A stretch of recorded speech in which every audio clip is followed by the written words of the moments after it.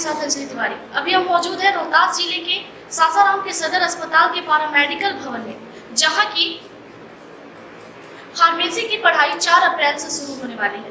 आपको बता दें कि इस बिल्डिंग को बनाने का मेन मकसद था कि इसमें मेडिकल की पढ़ाई शुरू होगी, फार्मेसी की पढ़ाई शुरू होगी। इस बिल्डिंग को 4/8/2018 में बनाया गया था और 8 करोड़ की लागत से बनाया गया था। किसी कारणवश अभी तक इसमें फार्मेसी की पढ़ाई शुरू नहीं हो पाई थी, लेकिन आगामी 4 अप्रैल से इसमें पढ़ाई शुरू हो जाएगी। लेकिन अभी तक इसमें देखा जा रहा है कि बिल्डिंग को खाली नहीं किया गया है। मैं ऐसा इसलिए बोल रही हूँ कि 4 अप्रैल से यहाँ पढ़ाई शुरू होने वाली है और इस बिल्डिंग को हॉस्पिटल के अन्य कार्यों के लिए इस्तेमाल की जा रही है।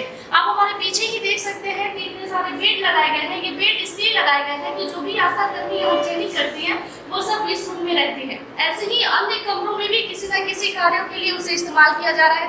किसी रूम में खाना बनाया जा रहा है तो किसी रूम में किसी और कार्य के लिए इस्तेमाल किया जा रहा है। अगर हॉस्पिटल की कोई बिल्डिंग टूट गई है या खराब हो गई है तो उस बिल्डिंग को भी इसी के अंदर शिफ्ट कर दिया गया है, इसमें ही वर्क किया जा रहा है। ऐसे में आप सोच सकते हैं कि 4 अप्रैल को पढ़ाई शुरू होने वाली है और एक भी क्लासरूम अभी तक तैयार नहीं हो पाया है। राज्य स्वास्थ्य समिति पटना द्वारा इस बिल्डिंग को खाली करने के लिए नोटिस भी भेज दी गई है, लेकिन अभी तक इस बिल्डिंग को खाली नहीं कराया गया है। ऐसे में आप सोच सकते हैं कि 4 अप्रैल बहुत ही नजदीक है। कैसे बच्चों की पढ़ाई शुरू होगी, किस तरीके से पढ़ाई की जाएगी, क्या व्यवस्था की गई है या इस बिल्डिंग के अलावा किसी और बिल्डिंग में पढ़ाई शुरू होने वाली है, आइए सुनते हैं इस पर सिविल सर्जन ने क्या कुछ कहा है। करता है तो सबसे पहले वहाँ के लोगों के लिए एक प्रेरणा का स्रोत होता है और उसके बारे में विधिवत जानकारी होती है। जिस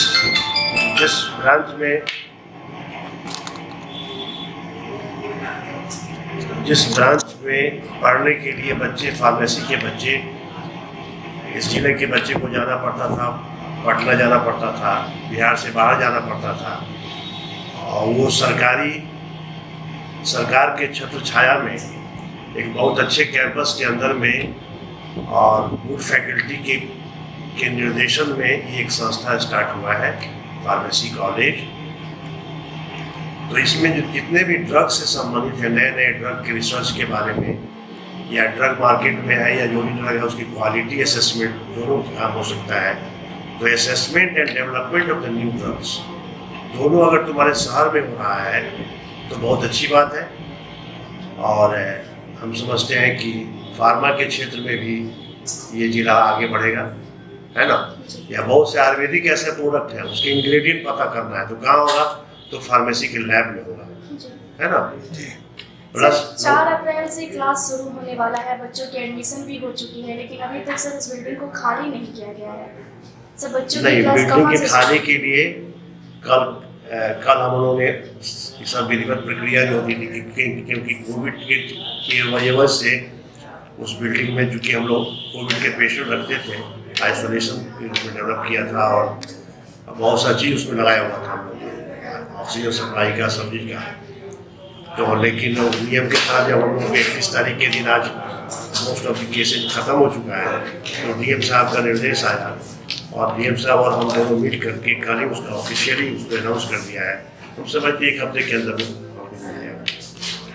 उस बिल्डिंग को बनाने में बिहार सरकार का काफ़ी लागत लगा हुआ है, काफ़ी पैसा खर्च हुआ है। उसमें गैस पाइपलाइन का सब पॉइंट दिया हुआ है, उसमें अलग उस बिल्डिंग को उसी के लिए बनाया गया था, वो फार्मेसी के लिए बनाया गया था। उस बिल्डिंग उसका भरपाई कैसा होगा सर? नहीं, अब बात यह है कि उस क्राइसिस मूवमेंट था जी, कोविड में हम लोग को कुछ ऐसा स्टेप लेना पड़ा कि क्योंकि जान बचाने की व्यवस्था थी। जी सर। तो ऐसे बहुत से लोगों को फिर इतना ही होगा कि उसका अलग से फिर कॉस्ट लगेगा दूसरी बिल्डिंग बनाने में। जी सर। लेकिन कोविड में तो बहुत से ऐसा काम हम लोग करना पड़ा वार लेवल पे, जैसे वार लेवल पर किया जाता है फिर उसको डिसमेंटल कर दिया जाता है। ऑक्सीजन प्लांट मेरा फर्स्ट क्लास DG सेट लगने ही वाला है 15 दिन के अंदर में। जी सर। उसके बाद हम लोग का फुली फंक्शन हो जाएगा तीनों जगह, यहाँ डेहरी और विक्रमगंज में, और कंटिन्यूस सप्लाई देने के लिए। रहा बात की ICU जो वार्ड हुआ, चूँकि हमारा OPD के बगल में, OPD के पीछे में और सामने जो बिल्डिंग बन रही है MCH का, तो दोनों में से कोई भी जगह में हम लोग अपना ICU सेटअप स्टार्ट करके और फिर नए ढंग से तो करना ही होगा।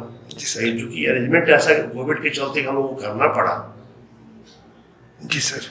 ओके, धन्यवाद। जैसा कि आप लोगों ने सुना कि जब हम लोग सिविल सर्जन से बात किए तो सिविल सर्जन ने बताया कि डीएम सर और सिविल सर्जन से ऑफिशियल इस बात की अनाउंस कर दी गई है कि 1 हफ्ते के अंदर उस बिल्डिंग को खाली कर दिया जाए ताकि फार्मेसी की पढ़ाई शुरू हो सके।